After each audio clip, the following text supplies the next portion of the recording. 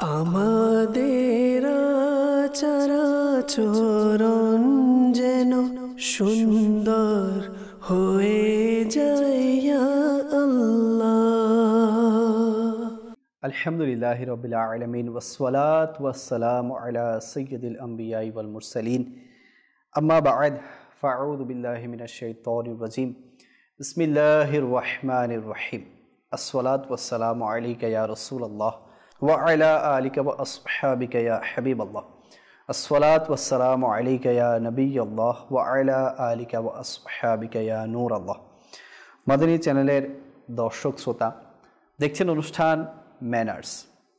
যেখান থেকে আমাদের সাথে শামিল হয়েছেন আপনাদের সবাইকে জানাচ্ছি আমাদের এই অনুষ্ঠানের পক্ষ থেকে অসংখ্য শুভেচ্ছা এবং অভিনন্দন। আপনারা সকলেই জানেন যে এই অনুষ্ঠানে আমরা কিছু গুরুত্বপূর্ণ টপিক নিয়ে আলোচনা করে থাকি। আজকে ইনশাআল্লাহুল কারীম একটি বিষয়ের উপর আলোচনা করব। আসুন এর পূর্বে আমরা দরুদে পাকের একটি ফজিলত শুনে নেই। নবী করিম রউফুর রহিম সাল্লাল্লাহু তাআলা আলাইহি ওয়া আলিহি ওয়াসাল্লামের আলিশান ফরমান, যে ব্যক্তি আমার উপর একবার দরুদ শরীফ পাঠ করবে আল্লাহ তাআলা তার উপর 10টি রহমত নাজিল করবেন, তার 10টি গুনাহ মাফ করে দিবেন এবং তার 10টি মর্যাদা বৃদ্ধি করে দিবেন। সল্লু আলাল হাবিব সাল্লাল্লাহু তাআলা আলা মুহাম্মদ সাল্লাল্লাহু তাআলা আলাইহি ওয়াসাল্লাম সালাতাম ওয়া সালামান আলাইকা সাইয়্যিদি ইয়া রাসূলুল্লাহ। দর্শকবৃন্দ, আজকে আলোচনা করব হক, রাইটস। হক এটা প্রতিটি মানুষেরই থাকে। যদি কেউ বাবা হয় তাহলে তার কিছু হক থাকে, সন্তান সেগুলো পালন করার চেষ্টা করে। কেউ সন্তান হলে তার কিছু হক থাকে, বাবা মা সেগুলো পালন করার চেষ্টা করে। কেউ রিলেটিভ আত্মীয় স্বজন হলে অপর আত্মীয় স্বজনের প্রতি দায়িত্ব হয়ে যায় তার হকগুলো পূরণ করাতে। এবং আমাদের আশেপাশে যারা প্রতিবেশী আছে তাদেরও কিছু হক আছে যেগুলো আমরা পূরণ করার চেষ্টা করে থাকি। এভাবে প্রত্যেকটা সেক্টরে দেখলে আমরা দেখি যে হক এটা এক এক মানুষের মর্যাদা ভেদে এবং শ্রেণী ভেদে এক এক রকমের হয়ে থাকে। এখন আপনি সন্তান, মা বাবার যে হকগুলো আছে সেগুলোকে প্রাধান্য দিতে গিয়ে আপনি একজন স্বামী স্ত্রীর হককে ডিনাই করতে পারবেন না। আবার স্ত্রীর হককে প্রাধান্য দিতে গিয়ে আপনি মা বাবার হককে অগ্রাহ্য করতে পারবেন না। ঠিক তেমনি একজন মুসলমান হিসেবেও অপর মুসলমানের প্রতি কিছু হক থাকে, যেটা হাদিসে পাকে বর্ণিত আছে। মুসলিম শরীফের হাদিসের মধ্যে আছে যে একজন মুসলমানের অপর মুসলমানের প্রতি 6টি হক আছে। তো ইনশাআল্লাহুল কারীম যে এই হক বা রাইটস যেগুলো আছে আমরা সেগুলো ধাপে ধাপে আলোচনা করব, যে কার হক কেমন এবং হকগুলো পালন করার জন্য আমাদের কি কি আদর্শ লালন করা উচিত এবং কেমন ব্যক্তিত্ব আমাদের মধ্যে ধারণ করা উচিত, যা করলে আমরা অপরের হক এটা ভালোভাবে আদায় করতে পারবো। এবং হক যদি আমরা আদায় না করি তাহলে আমাদের কি কি পরিণাম হতে পারে, আমাদের জন্য কি কি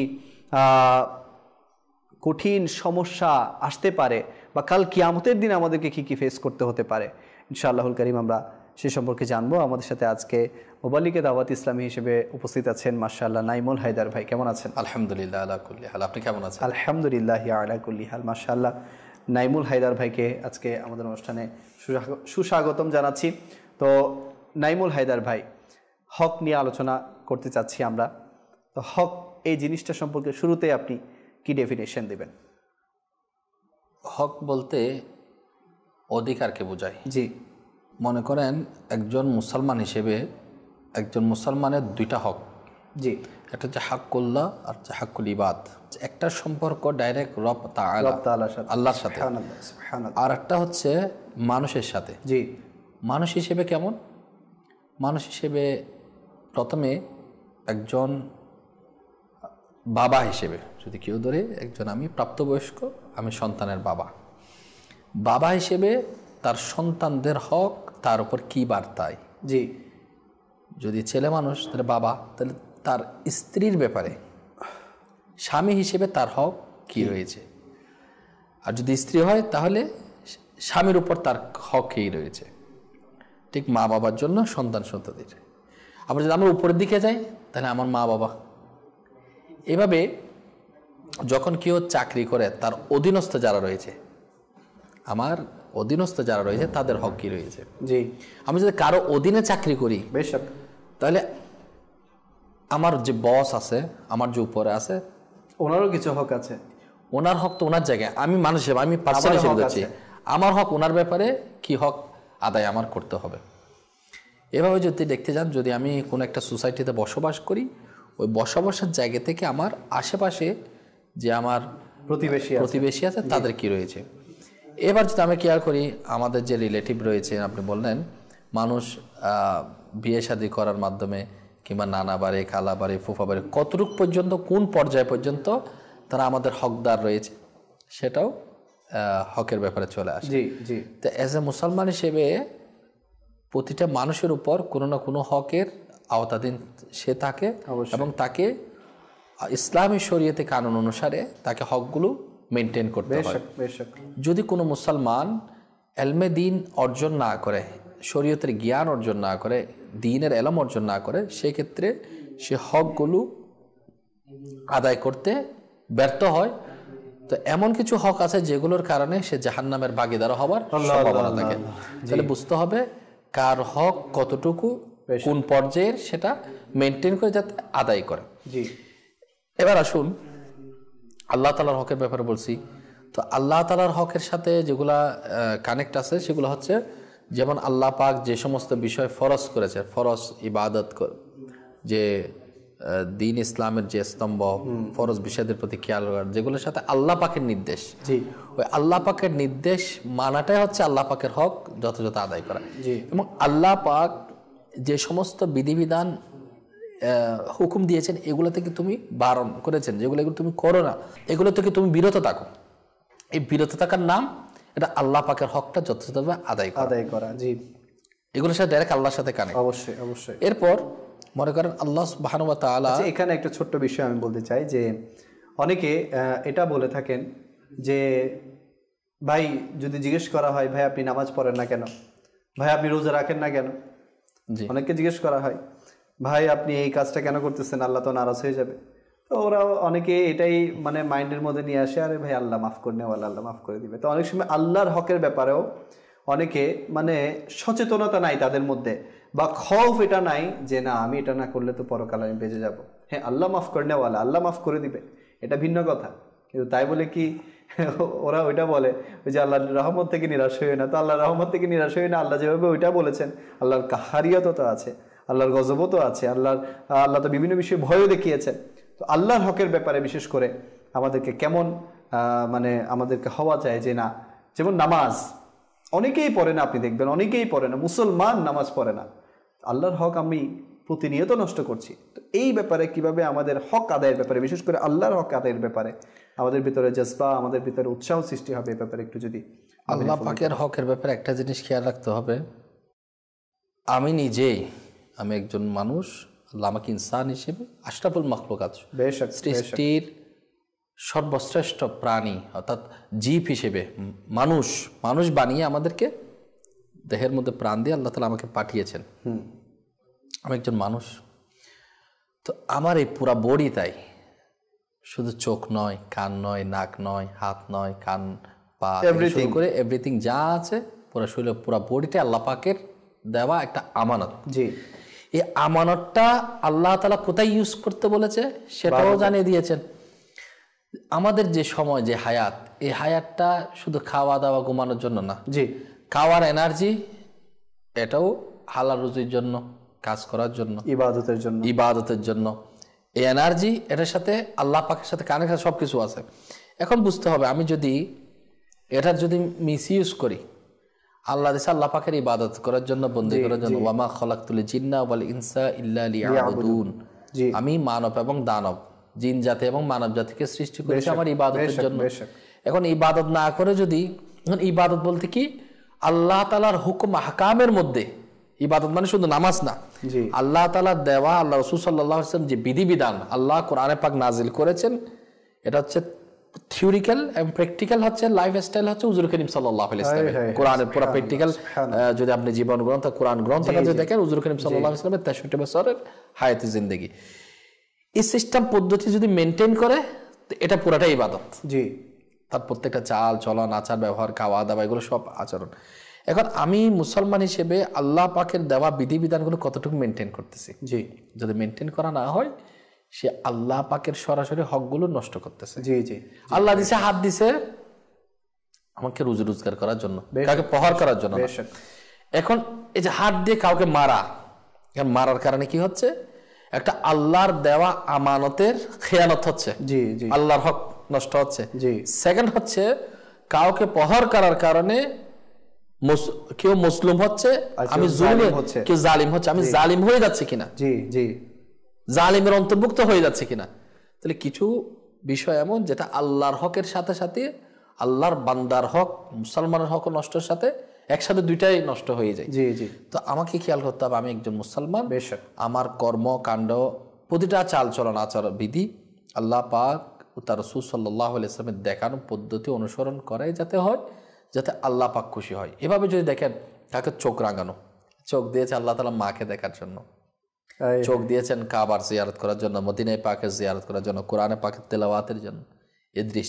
এই দৃষ্টির যদি খারাপ ইউজ হয়, অশ্লীলতা দেখার মাধ্যমে, কুদৃষ্টি দেওয়ার মাধ্যমে, কাউকে চোখ রাঙানোর মাধ্যমে হক আদায় হবে না, তো তাহলে এটার খেয়ানত হচ্ছে। জি, যদি জবান দিলেন, জবান দিয়ে 2-4টা কথা বলে দেওয়া, জি, বলে দেওয়া সহজ, বলে দেওয়ার আগে যাচাই বাছাই না করা, যে আসলে আমি যাকে যে বিষয়ে বলছি ওই বিষয়টা তাকে বলার রাইটস আছে কিনা। দেখা যাচ্ছে তার দ্বারা এমন কিছু সংগঠিত হয় নাই যে কথাটা শোনানো হচ্ছে সে এ কথার মাধ্যমে না ইসলাহ হবে, বরঞ্চ তার ব্যাপারে খারাপ ধারণা চলে আসবে। তো এই জবানের সতর্কতা বলা হচ্ছে বন্দুকের গুলি, সেটা যদি কাউকে বা তীর যদি এটা বের হয়ে যায় সেটা আর ফিরে আসে না, নিক্ষেপ হয়ে গেছে। তো জবানটা এরকম। তো মুসলমানের জন্য জবানটাও নিরাপদ। এটা যদি মিসইউজ হয়, এটা আল্লাহ পাকের দেওয়া আমানত, অর্থাৎ হক, আল্লাহর হক যথাযথভাবে আদায় হবে না, করছে না। এটা আল্লাহ পাকের ইবাদত বন্দেগী করার জন্য দেওয়া হয়েছে। তো একটা দুইটা পার্ট বললাম। তো হাক্কুল্লাহ, আল্লাহ পাকের হক যথাসময়ে আদায় করতে হবে। যেমন একজন মানুষ হিসেবে নামাজটা যথাভাবে আদায় করতে হবে। যদি কেউ নামাজ রোজা সামর্থ্য মানে অর্থাৎ বালেক হয়ে গেছে, প্রাপ্তবয়স্ক, রোজার যে বয়স হুকুম আছে ওটা হয়েছে, তো তার জন্য সিয়াম অর্থাৎ রোজা আদায় করতে হবে। এরপর ঈমান আনার পরে তাহলে নামাজ আদায় করছে, রোজা পালন করছে। এবার শারীরিক সামর্থ্যের পাশাপাশি যখন আল্লাহ তাআলা কাউকে মাল দৌলত দিয়ে সামর্থ্যবান করেছে, সে যখন নিসাব পরিমাণ সম্পদের মালিক হয়ে যায়, তখন যাকাত আদায় করার মাধ্যমে, এটা হচ্ছে আল্লাহর বিধান, এটা মান্য, আল্লাহর হক যথাযথভাবে আদায় করছে কিনা। জি। এরপর আচ্ছা, এটা আল্লাহ তাআলার হুকুম মানাটা আল্লাহর হক। আবার এই আল্লাহর হকের মধ্যে এখানে কিন্তু মানুষের হকও জড়িত, গরিব অসহায়দের হকগুলা জড়িত। ওই নিসাব পরিমাণ সম্পদের যেটা মালিক হবার কারণে তার সম্পদের সাথে আমার আশেপাশে প্রতিবেশী গরিব অসহায়দের হকও জড়িত হয়ে গেছে। হুকুম মানাটা আল্লাহর হক এবং আদায় করে যার যার জায়গা প্রাপ্য তাকে বুঝিয়ে দেওয়া হচ্ছে ওই প্রাপ্যদারের হক। অর্থাৎ এখানে আপনি যে বিষয়টা তুলে ধরেছেন, আজকে বর্তমান সমাজে যদি আমরা যাকাত দেওয়ার সিস্টেমকে দেখি, সম্পূর্ণ উল্টা। অর্থাৎ অনেক সময় দেখা যায় যে যার উপর যাকাত ফরজ সেও যাকাত খাচ্ছে, যাকাত নিচ্ছে। তো একে তো আমার উপর যদি যাকাত ফরজ হয়ে যায়, মাদানী চ্যানেলের দর্শকবৃন্দ, প্রথমত আল্লাহর হক আদায় করার জন্য আমাকে যাকাত দিতে হবে এবং সঠিক জায়গায় যাকাতগুলো দিতে হবে। আচ্ছা, এখন অনেক সময় দেখা যায়, মাশাআল্লাহ আপনি খুব সুন্দর আমাদেরকে মানে একদিকে আমাদেরকে দৃষ্টিপাত করিয়েছেন, সামনে মাশাআল্লাহ রমজানুল করিম, এবং রমজানুল করিমে মানুষ বেশি বেশি যাকাত দিয়ে থাকে। তো যাকাত দেয়ার খেয়াল আমাদেরকে কোন বিষয়গুলো খেয়াল রাখতে হবে যাকাত আদায়ের ক্ষেত্রে? এখন তো আমরা দেখা যাচ্ছে যে যাকাত মানে কেউ আসছে, ভাই আমাকে যাকাত দেন না, ভাই আমাকে যাকাতের টাকা দেন, ভাই আমার যাকাতের অংশ দেন। তো আমি বাস বিচার করতেছি না যে আসলে কি সে প্রাপ্য কিনা বা আমারটা সঠিকভাবে আদায় হচ্ছে কিনা। তো এই ব্যাপারে আপনি একটু দিবেন, আর এই ব্যাপারে ইনশাআল্লাহ দাওয়াত ইসলামীয় কি ভূমিকা রাখছে এ ব্যাপারেও আপনি বলবেন। আমি ওই জিনিসটাই আলোকপাত করব। একটা হচ্ছে আল্লাহ পাকের মানে নির্দেশ মানাটা হচ্ছে আল্লাহর হক আদায় করা। জি জি, অবশ্যই। আবার আল্লাহর হক আদায় না করলে আল্লাহর হক আদায় হচ্ছে না, বান্দার হক আদায় হচ্ছে। বান্দার হক যখন আমি আদায় করতে যাব, আমি রেডি আল্লাহর হুকুম পালন করার জন্য, আল্লাহর হক আদায় করছি এবং রেডি যথাসময় যত উপযুক্ত জায়গার মধ্যে জিনিসটা পৌঁছে দেওয়া, এটা বান্দার হক। এখন অনেক সময় দেখা যায় সমাজের মধ্যে অনেকে চোখে দেখে না, অনেকে শারীরিকভাবে সমস্যা, কারো হাতে অক্ষম আছে বা পায়ের সমস্যা, অনেকে স্বাভাবিক দৃষ্টিকোণ থেকে অনেকেই গরিব মনে হয়, অক্ষম মনে হয়। তো এই অক্ষম হওয়ার মানে এটা নয় যে সে জাকাতের হকদার, জাকাত নেওয়ার হকদার, এমনটা নয়। বরঞ্চ জাকাত যে নিবে সে সাহেবে নিসাব হতে পারবে না। অর্থাৎ একজন ব্যক্তিকে জাকাত দেওয়ার জন্য নিসাব পরিমাণ সম্পদের মালিক হয়ে যায়, তখন তার উপর উল্টা জাকাত তাকে আদায় করতে হবে। এখন সে যদি জাকাত আদায় নেওয়ার জন্য বসে থাকে, তাহলে যে দিচ্ছে তার জাকাত কি আদায় হবে না? তো চিন্তা ভাবনা করতে হবে যাকে দিবে যে তোমার নিসাব পরিমাণ সম্পদ তোমার আছে কিনা। নিসাব পরিমাণ সম্পদ কেমন? যেমন ক্যাশ টাকা, ব্যাংকের টাকা, স্বর্ণালঙ্কার, প্রাইস বন্ড, তারপর স্বর্ণ অলঙ্কার, ব্যবসায় যে টাকাগুলো কাটেছে ব্যবসার সাথে জড়িত, ব্যবসায়িক যেগুলো যদি ব্যবসার নিয়ত যে প্লট কিনে, তারপর ব্যবসার নিয়ত যে দোকান কিনে, অর্থাৎ যে পরে সেল করে দিবে, যেগুলো ব্যবসার সাথে কানেক্ট, একটা বাইক নিয়েছে নিজে চালানোর জন্য, ওটা আসছে না, যেটা হাত বদল করার জন্য, রানিং রাখার জন্য টাকা ইনভেস্ট করছে, ওটার উপর আসবে। এইভাবে ব্যবসার সাথে কানেক্ট যেগুলো আছে ওগুলো ওই টাকার সাথে প্লাস হবে। করার পর আমি কার থেকে টাকা পাচ্ছি সে টাকাটা দিবে, কর্জ দিছি ওটাও প্লাস হবে।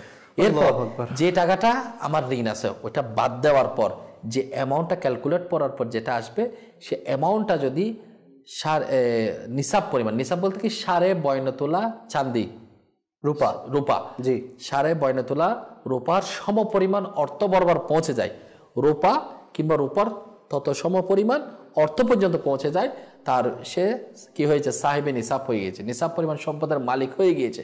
এখন তার উপর কি জাকাত আদায় করা, জাকাত করতে হবে। যেমন আজকে কেউ সাহেবে নিসাব হয়ে গেল, নিসাব হওয়ার পর ওই তারিখ থেকে যখন 1 বছর হয়ে যাবে, এই তারিখ চলে আসবে, তার উপর জাকাত আদায় করে টাকাটা হিসাব কিতাব করে ক্যালকুলেট করে দেখতেছে তার উদ্বৃত্ত মানে যে টাকাটা হয়েছে তার উপর জাকাত আদায় করতে হবে।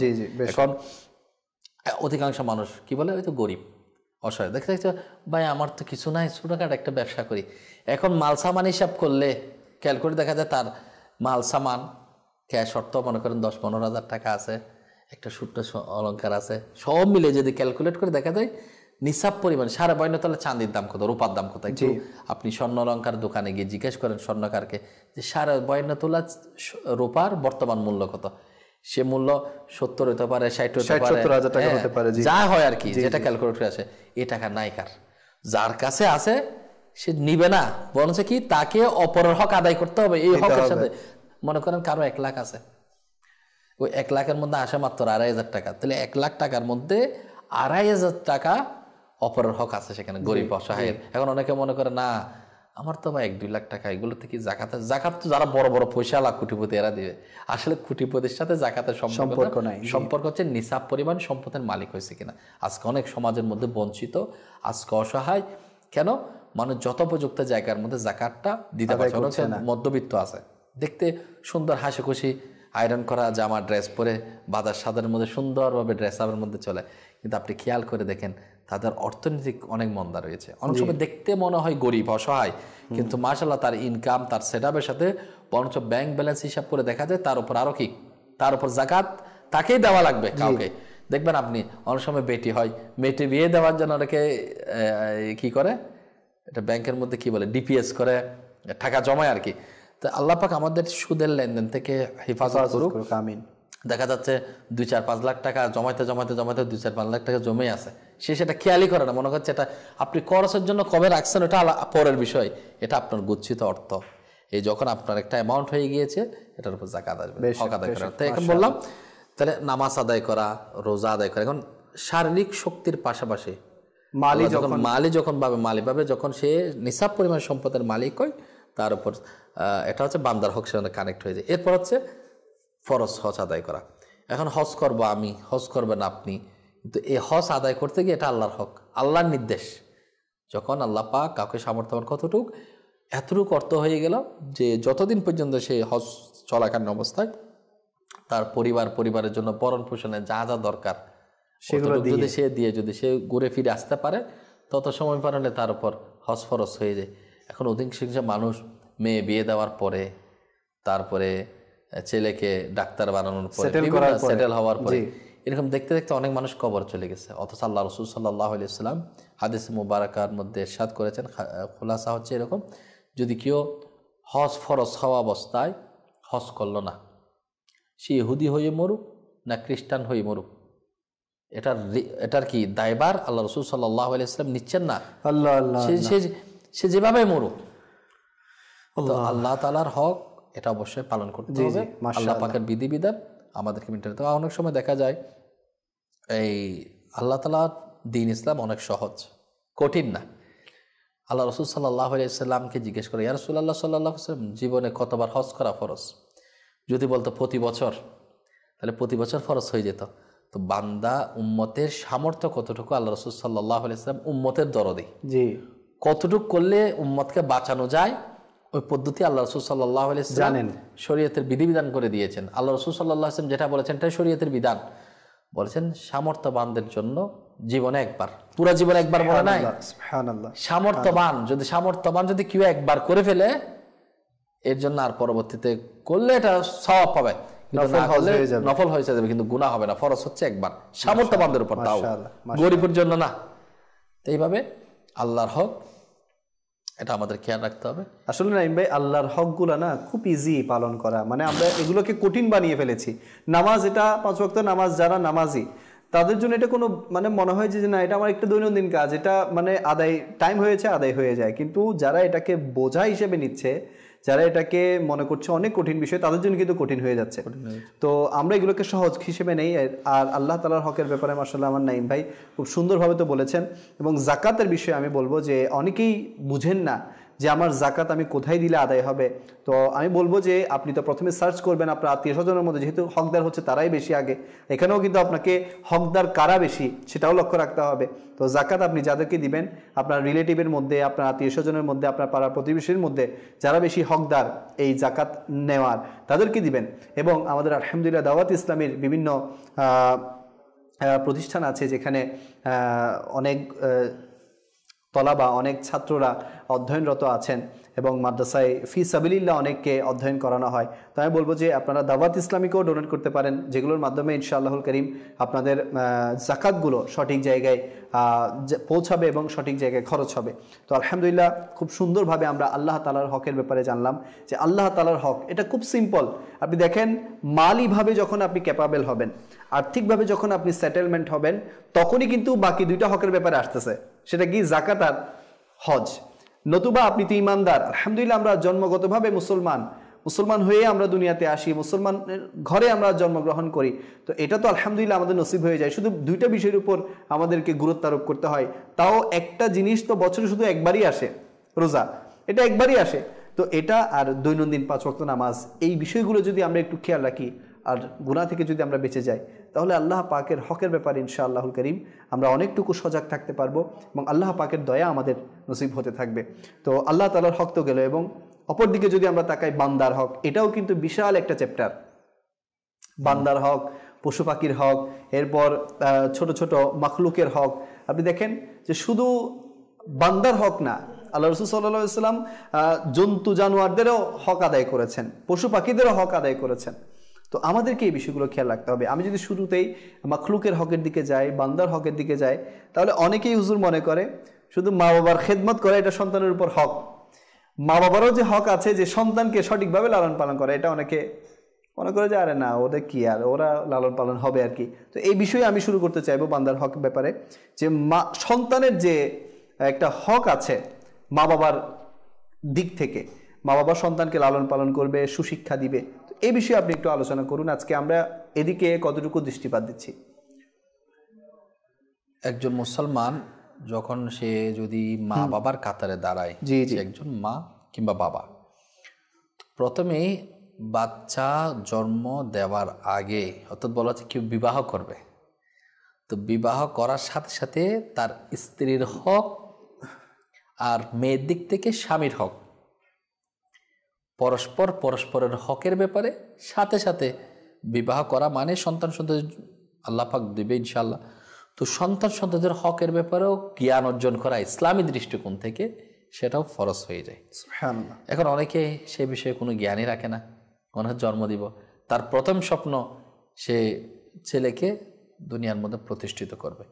প্রতিষ্ঠিত করা, উচ্চ শিক্ষায় সমাসীন করা, সেটা গুনাহ নয়, কিন্তু এটা সাথে সাথে একজন মা বাবাকে খেয়াল করতে হবে সন্তান সন্ততির লালন পালনের ক্ষেত্রে তাদেরকে আল্লাহ রসুলের মোহাব্বত শিক্ষা দেওয়া এটাও ফরজ। জি। কোরআনে পাকের তালিম শিক্ষা দেওয়া এটাও ফরজ। জি। তাদেরকে ইসলামী শরিয়া পদ্ধতি জানানো, হুকুম হাকাম শিক্ষা দেওয়া সেটা মা বাবার জন্য আবশ্যক রয়েছে।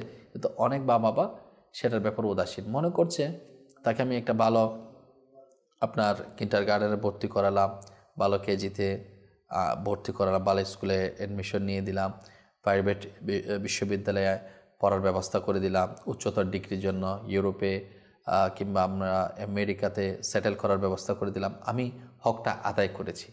বরঞ্চ এমন নয়। আপনি আপনার সন্তানের জন্য যাই করেন না কেন, সে নবী করিম সাল্লাল্লাহু আলাইহি ওয়াসাল্লামকে চেনার মতো চিনছে কিনা। কারণ আল্লাহ রাসূল সাল্লাল্লাহু আলাইহি ওয়াসাল্লাম জানিয়ে দিয়েছেন, তোমরা তোমাদের সন্তান সন্ততিকে আমি নবীর মোহাব্বতের শিক্ষা দাও, আমার আহলে বাইতের মোহাব্বত শিখাও। এখন জিজ্ঞাসা করা হোক ছোটো ছোটো বাচ্চাদেরকে, অনেক গায়কের নাম জানবে, নায়িকার নাম জানবে, ভাইরাল যদি কোনো গান আসে গানের নাম জানবে, গান গাইতে থাকবে, কিন্তু সে কার উম্মত, কোন নবীর উম্মত, সর্বশ্রেষ্ঠ নবীর নাম কি, আল্লাহ তাআলা আমাদেরকে কেন পাঠিয়েছেন, একজন মুসলমান হিসেবে একজন মুসলমানের সাথে দেখা করলে কিভাবে পরস্পর আপনার সাক্ষাৎকার করতে হয়, একজন মুসলমান কেমন হওয়া উচিত, বাচ্চাদের ইসলামী দৃষ্টিকোণ থেকে যে সিস্টেমগুলো আছে সেগুলোর ব্যাপারে অনেক উদাসীন। এর ফলশ্রুতিতে কি হয়, ফলশ্রুতিতে এটার রেজাল্টও খুব ভয়াবহ হয়।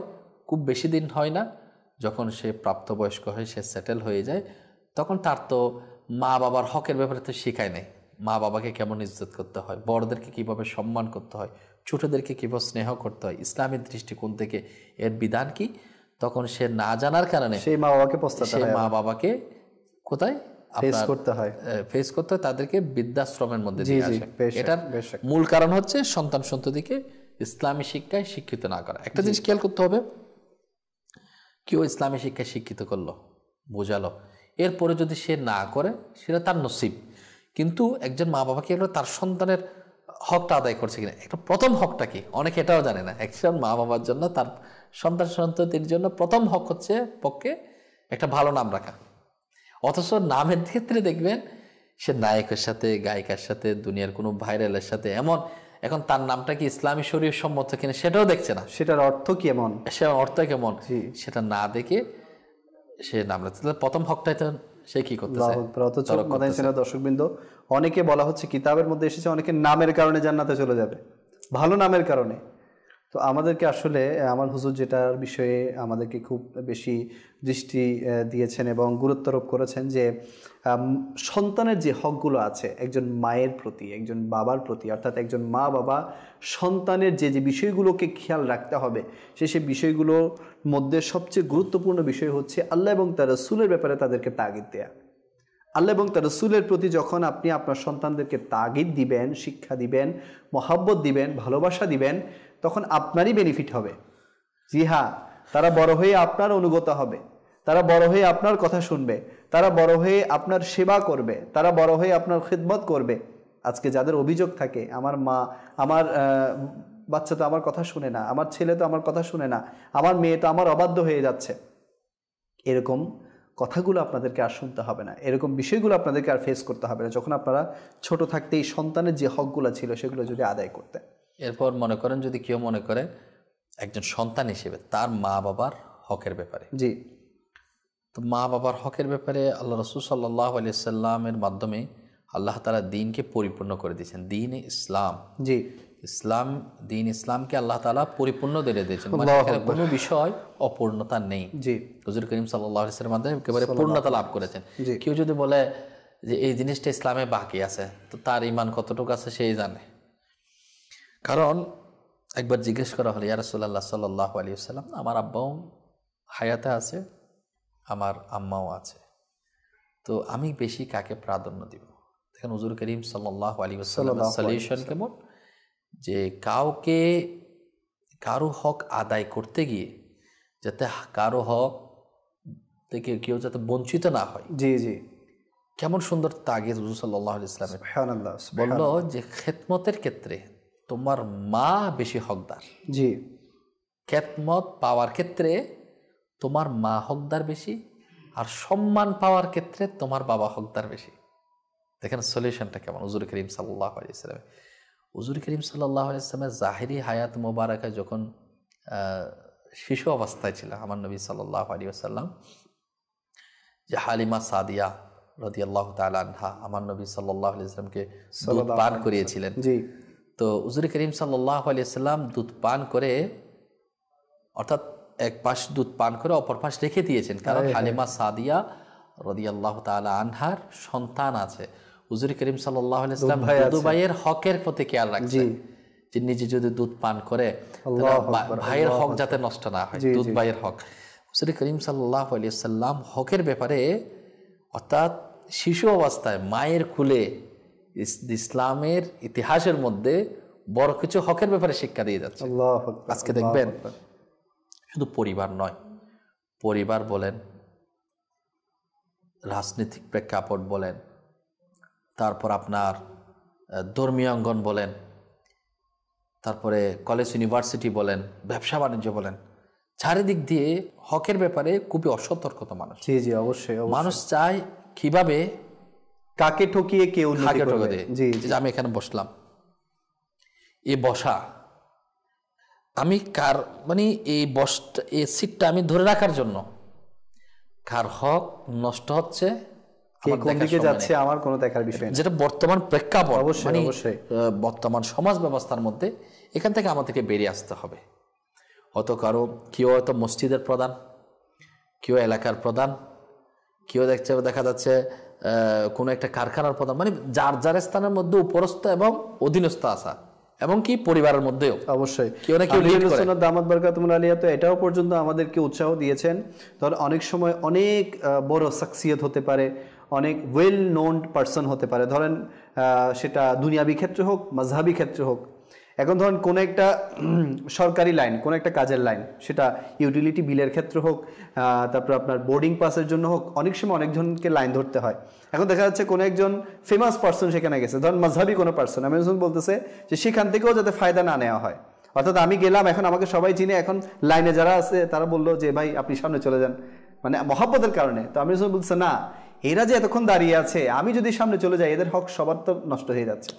কত সূক্ষ্ম বিষয়ের প্রতি আমির সুন্নাত মানে যেমন বর্তমান হচ্ছে কি, মানে আমাকে আমার জায়গায় টিকে থাকতে হবে। অবশ্যই অবশ্যই। টিকে রাখতে গিয়ে কার সাথে কেমন ব্যবহার করতে হবে, কাকে হক বঞ্চিত করতে হবে, সেটা মানুষ চিন্তা করছে না, চিন্তা ফিকিরই করছে না। যেটা আমি বলতে চাচ্ছিলাম, বর্তমান সময় অধিকার থেকে মানুষ একে অপরকে কেন বঞ্চিত করছে, এর রিজনটা কি? যে পদের কারণে। নিজের পদ টিকিয়ে রাখতে হবে। এই পদ টিকিয়ে রাখতে গিয়ে যদি আপনি ভালোভাবে চলে যদি পদ টিকিয়ে রাখেন, আপনার পদ আপনি থাকেন, কোনো সমস্যা নাই। কিন্তু পদ টিকিয়ে রাখার জন্য অন্যায়কে প্রশ্রয় দেওয়া, অবশ্যই বৈষম্য সৃষ্টি করা, এবং এমন কিছু আচরণ করা যারা মুসলমানদের হক তালাফি হয়, অধিকার থেকে বঞ্চিত করা, যেভাবে হোক যেমনি হোক আমার সিট চাই, এটা একটা। আরটা হচ্ছে পদোন্নতির জন্য, আরেকটা হচ্ছে কি আপনার এই অর্থের জন্য, মালের জন্য। মাল বাড়ানো চাই, যেভাবে হোক টাকা আর্ন করতে হবে। এই আর্ন করতে গিয়ে একটু বাড়াবো, আরো বাড়াবো।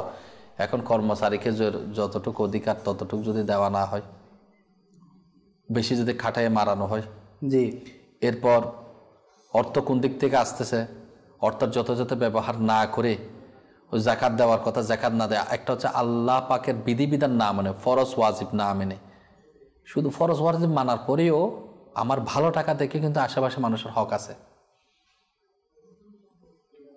প্রতিবেশী কত বলা হচ্ছে, চতুর্পাশে 40 ঘর। এখন আমার বাসায় কুরমা পোলাও বিরিয়ানি, আমার পাশের মানুষ গ্রানটা গরিবের ঘরে যাচ্ছে, অথচ আমার পরিবারে ভালো কাটছে। আমার প্রতিবেশী এদের মধ্যে কেউ কি অসহায় অবস্থার মধ্যে আছে কিনা, কারো কোনো খবর আছে? তো মানুষ হক থেকে কিভাবে বঞ্চিত হচ্ছে। আচ্ছা, এটা আপনি দেশ কিংবা সমাজ কিংবা একটা প্রতিষ্ঠানের তো অনেক দূরের কথা, আপনি যদি পারিবারিক ডিসিপ্লিনটা দেখেন, কিভাবে ডিসিপ্লিনটা নষ্ট হচ্ছে। পরিবারের মধ্যে হকের যদি আপনি খেয়াল করেন, তো স্বাভাবিকভাবে যে সন্তান ভালো, একটু মা বাবার চোখে ভালো থাকবে, তাকে একটু কেয়ার করাটা অস্বাভাবিক কিছু না।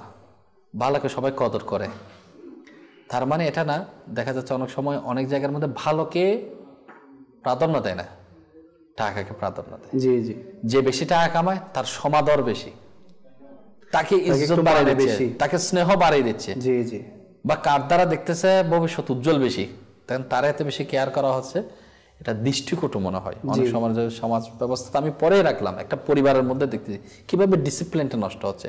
তার দৃষ্টিতে সবাইকে সমান চোখে দেখতে হবে। অবশ্যই একটা প্রতিষ্ঠান, হ্যাঁ, যে কাজ করবে তার কাজ, তাকে তারিফ করা, তার প্রশংসা করা, সেভাবে তাকে হাইলাইট করা, এটা অস্বাভাবিক কিছু না, এটা স্বাভাবিক, এটা মানতে হয়। কিন্তু যে টাকার কারণে যদি কাউকে বেশি সম্মান দেওয়া হয়, তা শুধু টাকার কারণে তাকে একটা খাতার দ্বারে বেশি করা হয়, আরেকজনকে কম করা হয়, তাহলে ওই সন্তান কি করছে? জি জি, হুজুর মাশাআল্লাহ, আপনি খুব সুন্দরভাবে সন্তানের ব্যাপারে এবং পরিবারের মধ্যে কিভাবে হক তালাফি হয়, হক নষ্ট হয়, সেদিকে আমাদেরকে মনোযোগ আকর্ষণ করেছেন। তো আমি বলবো যে মাদানী জেলা দর্শকবৃন্দ, হক এটা কিন্তু খুব সেন্সিটিভ বিষয়।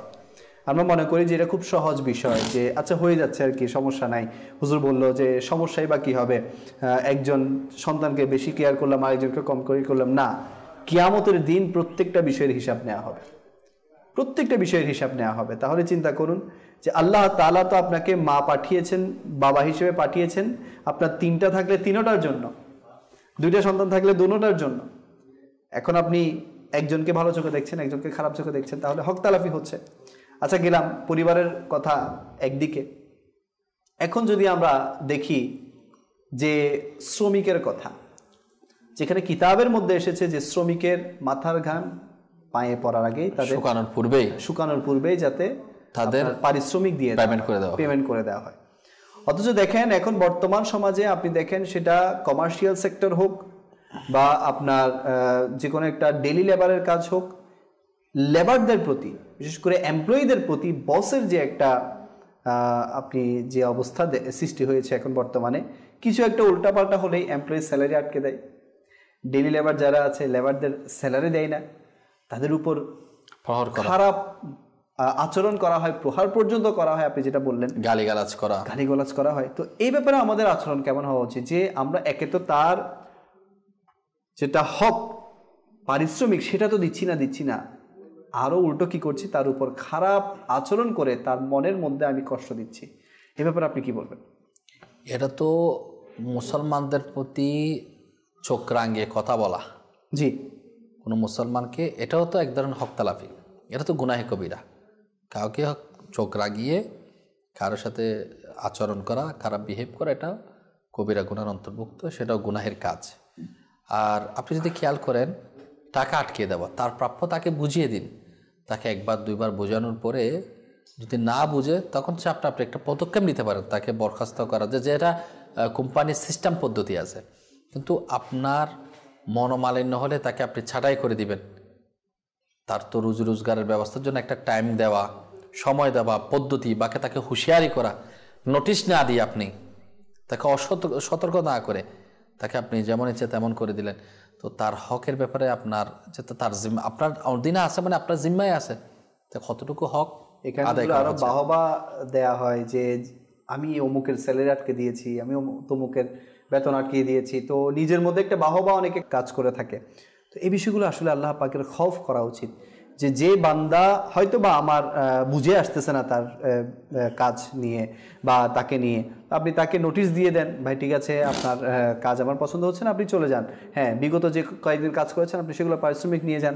তো এই বিষয়গুলো আমাদের খেয়াল রাখা উচিত। হক এটা খুব সহজ বিষয় না, আমরা যতটা সহজ বিষয় হিসেবে নিচ্ছি সহজ বিষয় না। যেমন আপনি দেখবেন ম্যাক্সিমাম আজকে ইয়াংস্টার যারা আছে, এলাকার মধ্যে যারা তরুণ ছেলে পেলে আছে, আপনি দেখবেন তারা কিভাবে হক নষ্ট করে। মানুষের একটা ভ্যান গাড়িওয়ালা যাচ্ছে, ফ্রুটওয়ালা যাচ্ছে, সে চালিয়ে চলে যাচ্ছে, কিন্তু তার পেছন থেকে কেউ কোনো একটা ফ্রুট নিয়ে নিল, তো মনে করছে সে খেলার চলে সেটা নিয়ে ফেলেছে, মজাক করতে। আমি ও তো দেখেই নাই, তো এটাকে আমি অনেক ইজিলি নিচ্ছি। না ভাই, এটা এত ইজি না। কিতাবের মধ্যে এসেছে একবার এক আল্লাহর নেক বান্দা, যে দিনে রোজা রাতে ইবাদত করত, দিনে রোজা রাতে ইবাদত করত। একবার কোথাও দাওয়াত খেতে গিয়েছেন, দাওয়াত থেকে ফিরে আসার সময় উনি কোন একটা বাগানের পাশ দিয়ে যাচ্ছিলেন। তো সেই বাগানের মধ্যে থেকে যে ওনার দাঁত খিলাল করার প্রয়োজন পড়ছিল, তো উনি সেখান থেকে একটা কাঠি জাতীয় বা দাঁত খিলাল করার জন্য একটা কাঠি জাতীয় কিছু সেখান থেকে ভেঙে নিলেন। তো উনি ওনার দাঁত খিলাল করতে লাগলেন। তো ওনার যখন ইন্তিকাল হলো, তো কেউ ওনাকে স্বপ্নে দেখলো। তো স্বপ্নে দেখে জিজ্ঞাসা করলো যে হুজুর আপনার কি অবস্থা এখন সেখানে, আল্লাহ তাআলা আপনার সাথে কীরূপ আচরণ করেছে? তো বললো আল্লাহ তাআলা তো আমার উপর রাজি, আমার জীবনের সমস্ত কাজের কারণে আল্লাহ পাক রাজি হয়ে গেছেন, কিন্তু একটা কাজের কারণে আল্লাহ পাক আমাকে এখনো জান্নাতে যেতে দিচ্ছেন না। সেটা কোন কাজ? সেটা ওই কাজ যে আমি একজন ব্যক্তির বাগান থেকে বা কোন একজন মুসলমানের বাগান থেকে না বলে আমি একটা জিনিস ইউজ করেছি যেটা তার হক নষ্ট হয়েছে, তো সেটার কারণে আল্লাহ তাআলা আমাকে জান্নাতে যেতে দিচ্ছে না। তাহলে দেখেন একটা কাঠি, এটা সামান্য একটা কাঠি বা সেটা কি বলে হুজুর, একটা মানে বাঁশের একটা সামান্য একটা অংশ হতে পারে। তাহলে দেখেন যেটা হয়তো বা তাকে বললেও সে নিষেধ করতো না, যার কাছ থেকে নিয়েছে বা যার বাগান থেকে নিয়েছে, এটা এত ক্ষুদ্র একটা বিষয়, কিন্তু এটার জন্য কি আমাদের যদি এই অবস্থা হয়, যারা হাজারো হাজার টাকা মেরে দিচ্ছে, লক্ষ লক্ষ টাকা কারো মেরে দিচ্ছে, কি হবে তার? অনেকে তো হুজুর ঋণ নিয়ে পরিশোধ করার নাম দিয়ে অন্য জায়গায় পালিয়ে যায়। তো এই ব্যাপারগুলো হুজুর আমরা অনেক ইজিলি নিচ্ছি। ইমাম আহমদ রাজা খান আল্লাহু আকবার, আল্লাহু আকবার। যদি কেউ কারো জি 3 পয়সা আত্মসাৎ করে, আল্লাহু আকবার, 3 টাকা না, অনলি 3 পয়সা, জি, তো 3 পয়সা যদি কেউ আত্মসাৎ করে, কাল কিয়ামতের দিন তার 700 নামাজ জামাত সহকারে পড়েছে এরকম কবুলকৃত তাকে দিয়ে দিতে হবে। আল্লাহু আকবার। এখন 700 নামাজ তো দূরের কথা, এক নামাজ কবুল হয়েছে কিনা একটু বুকে হাত দিয়ে বলতে পারবে কেউ যে আমার নামাজটা কবুল হয়ে গেছে? এরকম 700 বলতে 700 রাকাতও হতে পারে বা 700 জামাতকৃত নামাজ হতে পারে। 700 নামাজ যেটা কি হয়েছে, কবুল হয়েছে, এরকম নামাজ দিয়ে দিতে হবে। 3 পয়সার পরিণতি, এটা ভয়াবহ। আর যারা কোটি কোটি টাকা আত্মসাৎ করে, বিদেশে পাচার করে, দেশের সম্পদ নষ্ট করে, এদের কি অবস্থা হবে? জি জি। আর যদি কেউ খৌফ করা উচিত। আসলে হকের কথা বলতে গেলে মানে প্রতিটা পরিবারে ম্যাক্সিমাম মানুষ বিভিন্নভাবে, জি, হয়তো পরিবার থেকে কিংবা কোম্পানি থেকে কিংবা ব্যবসা করতে গিয়ে বা পার্টনার করতে গিয়ে বিভিন্নভাবে বিভিন্ন ওয়েতে হক থেকে বঞ্চিত। আর এই হক থেকে বঞ্চিত হওয়া আল্লাহকে ভয় করা দরকার। যেমন আপনি খেয়াল করবেন, একজনের অনেক টাকা পয়সা আছে, তো পরিবারের আল্লাহ রাসূল সাল্লাল্লাহু আলাইহি ওয়াসাল্লাম একটা বিধিবিধান করে দিয়েছেন দ্বীন ইসলামে, যে নিজের বাবার সম্পত্তি মারা যাওয়ার পরে এটার, অর্থাৎ ওখানে যে মা, তারও হক আছে, সন্তানের মধ্যে ছেলেরও হক আছে, মেয়েরও হক আছে। অবশ্যই অবশ্যই। তো ছেলে যতটুকু পাবে এর 50% কে পাবে? বোন পাবে। স্বাভাবিক দৃষ্টিকোণ থেকে জেনারেল যারা শিক্ষিত, এদের তো প্রশ্ন উঠতে পারে, তাহলে ওদেরকে অর্ধেক দেওয়া এটা কি বৈষম্য হয়ে গেল না? আল্লাহর কানুনের মধ্যে বৈষম্য নাই, আল্লাহ তাআলার কানুনের মধ্যে কাউকে ঠকানো নাই, এটা আল্লাহ পাকের শান নয়। জি জি, বেশক। আল্লাহ তাআলা কত দয়ালু, বলা আছে মহিলাদেরকে আরো বেশি দেওয়া হয়েছে। এবার একটু সূক্ষ্মভাবে চিন্তা করুন, একটা মেয়ে তার বাবার সম্পত্তি থেকে সে পাচ্ছে অর্ধেক, ছেলের অর্ধেক, একটা তার যদি ভাই থাকে সে ভাই যতটুকু পাবে এর অর্ধেক পাচ্ছে। এবার সে যখন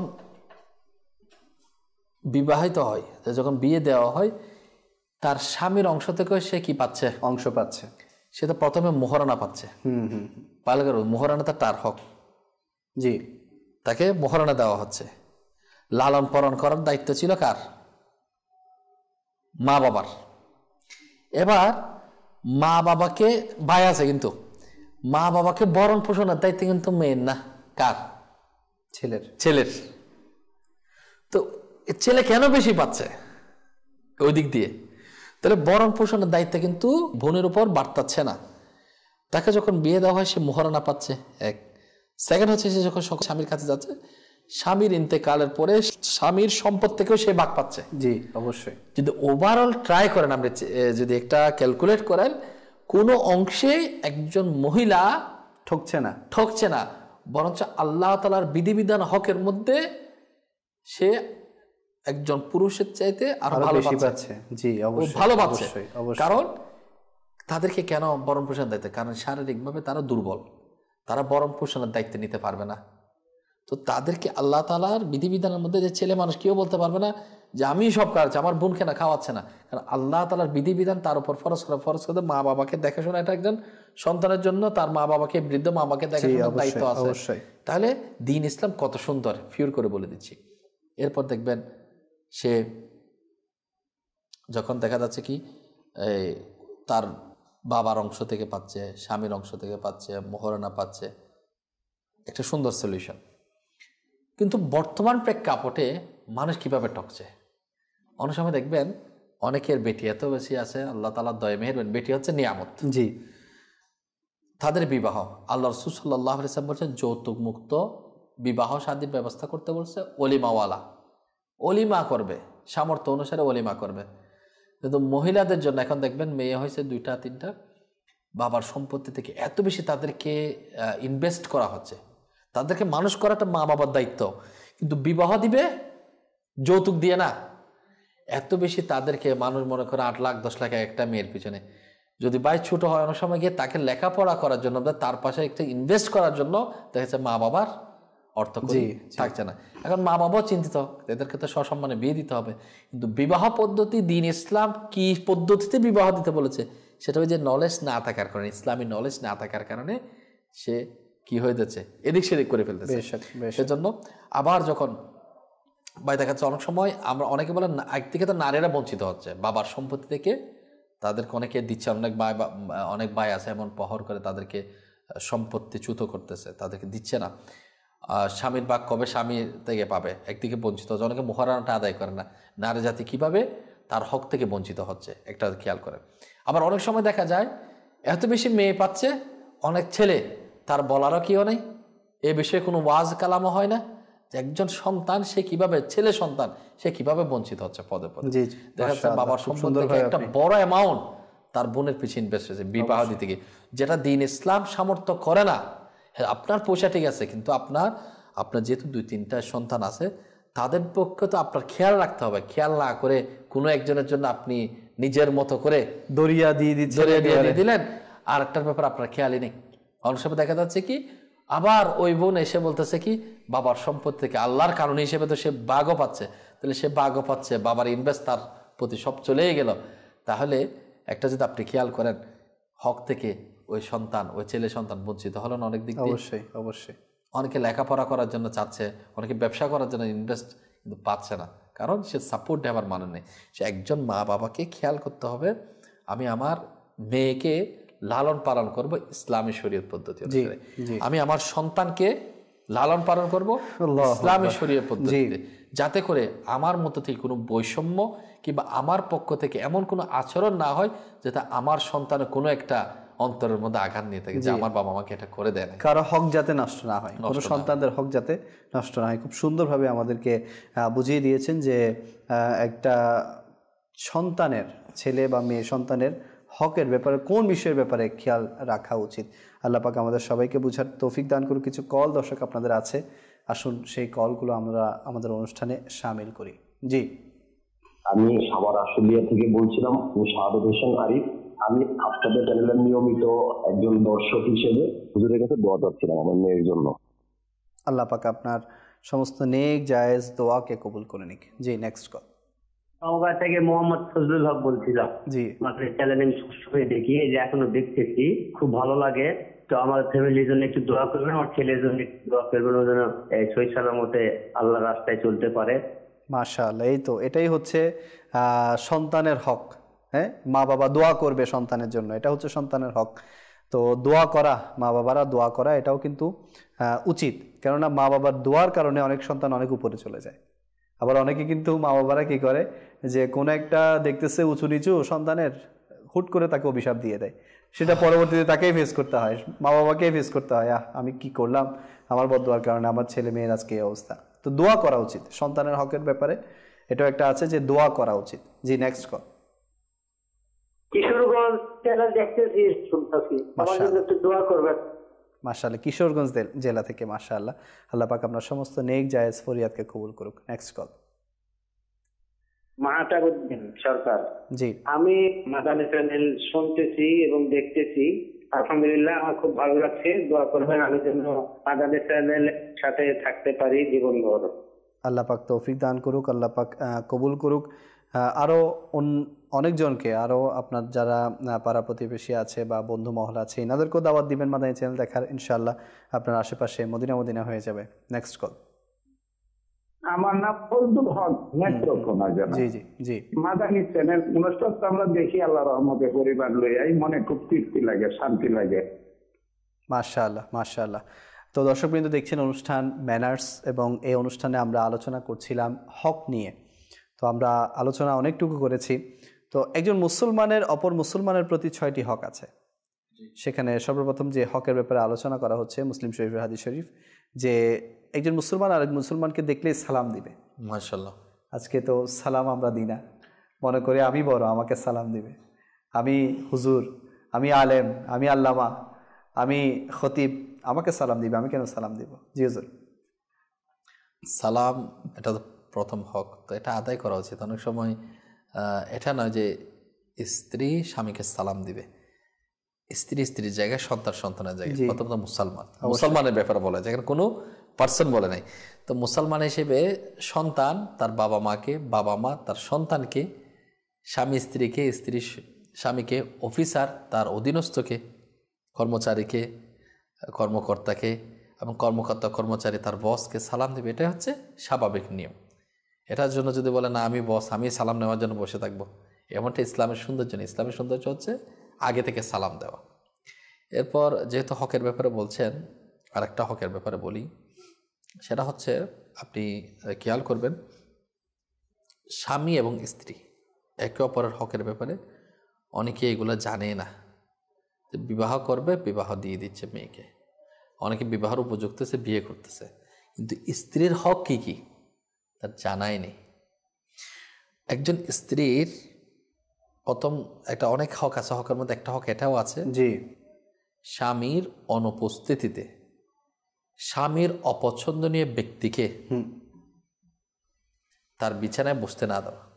আল্লাহ আল্লাহ। এখন অপছন্দনীয় বলতে কি?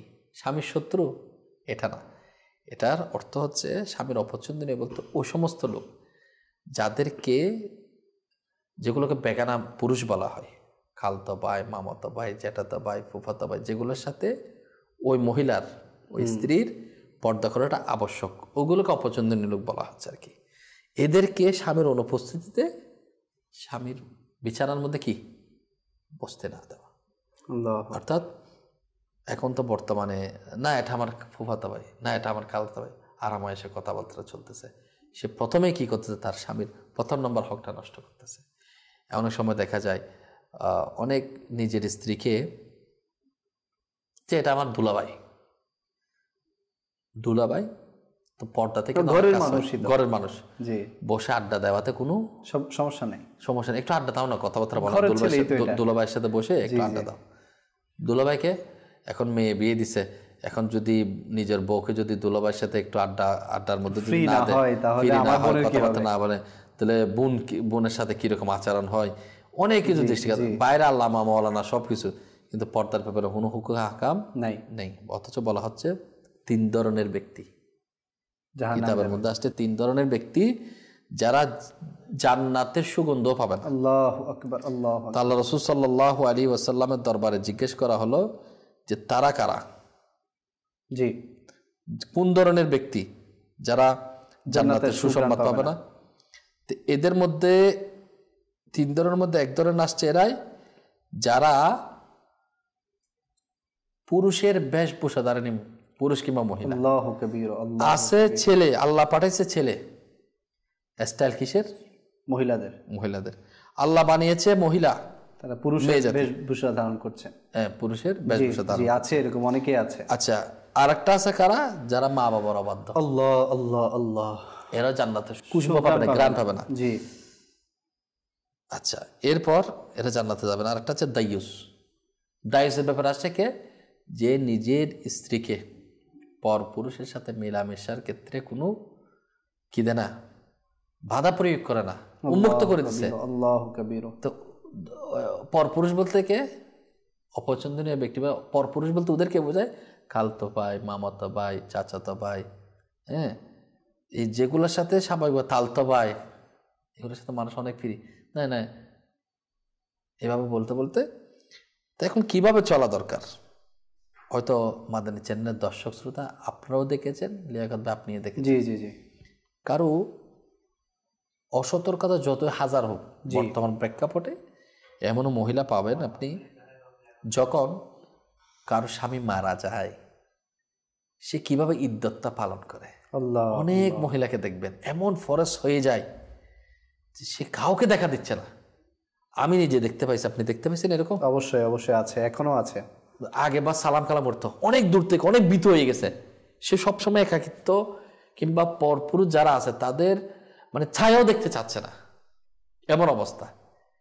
তো ওই ইদ্যতকালীন সময়টা সে কিভাবে কাটায়, সে কিভাবে কাটাতে পারে? একজন মুসলমান বোন যেভাবে ইদ্যতকালীন সময়টা পরপুরুষ থেকে নিজেকে নিরাপত্তায় রাখতে পারে, এটা দ্বারা বোঝা যায় চাইলে কিন্তু একজন মহিলা, সে মা হোক, সে বোন হোক কিংবা স্ত্রী হোক, মা জাতি চাইলে সে নিজেকে নিরাপত্তার মধ্যে সবসময় রাখতে পারে। জি, এটা হচ্ছে নিজের স্বামীর হক। আর স্বামীর হক যদি পালন না করে সে কি? আচ্ছা, এই ক্ষেত্রে হুজুর স্বামীদেরও কিন্তু কিছু স্টেপ নেওয়া উচিত। এখন কিন্তু স্বামীরাও খোলামেলা হয়ে যাচ্ছে, স্বামীরা মানে তাদেরকে স্বাধীনতা দিয়ে দিচ্ছে যে না তুমি চলো, সমস্যা নাই, আমার ভাইয়ের সামনেও আসো, আমার অমুক রিলেটিভের সামনেও আসো, বা আমার বোনের জামাইয়ের সামনেও আসো। আরে ভাই, এটা আপনার আমানত, এটা আপনার একান্ত আপনারই দেখার বিষয়। আপনার স্ত্রীর সৌন্দর্য, আপনার স্ত্রীর অওরাত বা আপনার স্ত্রীর যে বিষয়গুলো আছে সেগুলো একান্ত আপনার জন্য। আপনি কেন তাকে খোলামেলা সবার সামনে প্রকাশ করে দিচ্ছেন? তো ইসলাম এটার ব্যাপারে নিষেধাজ্ঞা দিয়েছে। জি, আল্লাহ তাআলা তো জানিয়ে দিয়েছেন, এই ইমানদারগণ নিজ, অর্থাৎ তুমি নিজ এবং নিজের পরিবার পরিজনকে মানুষ ও পাথরের প্রজ্বলিত আগুন থেকে রক্ষা করো। জি জি, অবশ্যই। নিজের এবং নিজের পরিবার পরিজনকে জাহান্নামের আগুন থেকে বাঁচানোর জন্য আল্লাহ তাআলা ইমানদারদেরকে তাগিদ দিয়েছে, বেঈমানদেরকে বলে নাই। তো যদি আমি ইমানদার দাবিদার, অবশ্যই ইমানদার, জি আলহামদুলিল্লাহ, যারা নিজেকে ইমানদার গণ্ডের মধ্যে চলে আসছি, নিজেকে নিজের কথা বলে না, শুধু নিজের সাথে সাথে নিজের পরিবার পরিজনকে ওই আগুন থেকে, যেটা জাহান্নামে প্রজ্বলিত আগুন, মানুষ এবং পাথর, ওখানে পাথর জ্বালানো হবে, মানুষ জ্বালানো হবে, ওইখান থেকে নিরাপত্তার মধ্যে রাখতে বলছে। আজকে হক কিভাবে নষ্ট হচ্ছে মানুষের, এই ছোট্ট ছোট্ট বিষয়গুলো, এগুলোর সাথে হকের সাথে কানেক্ট। আবার অনেক সময় এটা তো আছে, একজন মহিলা মানুষ দ্বারা কি ক্ষতি হয়, তার স্বামীর কতটুক লিমিট ইনকামের সে জানে, তার আপনার ক্যাপাসিটি কতটুকু জানার পরেও প্রেশার ক্রিয়েট করা, আমার এটা লাগবে, ওটা লাগবে, এটা করে দিতে হবে, এটা করে দিতে হবে। সে তার স্বামীকে আল্লাহর হক এবং বান্দার হক নষ্ট করার ক্ষেত্রে কিভাবে উদ্বুদ্ধ করছে। একটা ভালো নারী, একজন ভালো নারী মানে একজন ভালো স্ত্রী, অবশ্যই একজন ভালো নারী মানে একজন ভালো মা, জি, এবং ভালো বোন। তার ক্যাপাসিটি সে চাইলে পুরা ঘরটাই কন্ট্রোল করতে পারে আল্লাহ রাসূলের মোহাব্বতের উপর। সে যদি বলে আল্লাহ পাক যতটুকু দিয়েছে এতটুকু আমাদের এনাফ, আল্লাহু আকবার, আপনি হালাল রুজির মধ্যে থাকেন, আমরা আপনার জন্য দোয়া করি। জি। অথচ বর্তমান সময় কিভাবে নষ্ট করছে, বারবার তাগিদ দিচ্ছে, মানে অর্থ করি ইনকামের দিকে এত বেশি প্রেসার ক্রিয়েট করছে, এখন হালাল এবং হারাম তোয়াক্কা করছে না, কোথায় থেকে আনছে। জি জি জি, সে কিভাবে অবৈধ পথে পা বাড়াচ্ছে সে জানে না।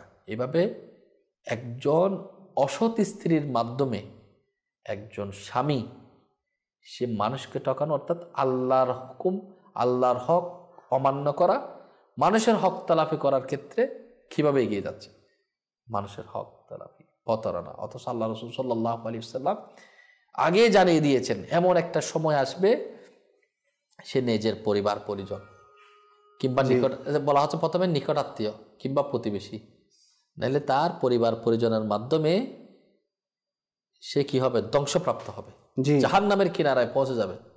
কিভাবে?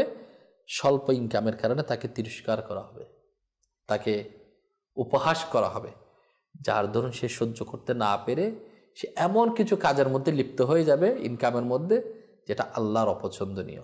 জি বেশক। শেষ পত্রে কি হবে? সে নিজের হাতে নিজে ধ্বংস হবে এবং জাহান্নামে নিয়ে যাবার হকদার হয়ে যাবে।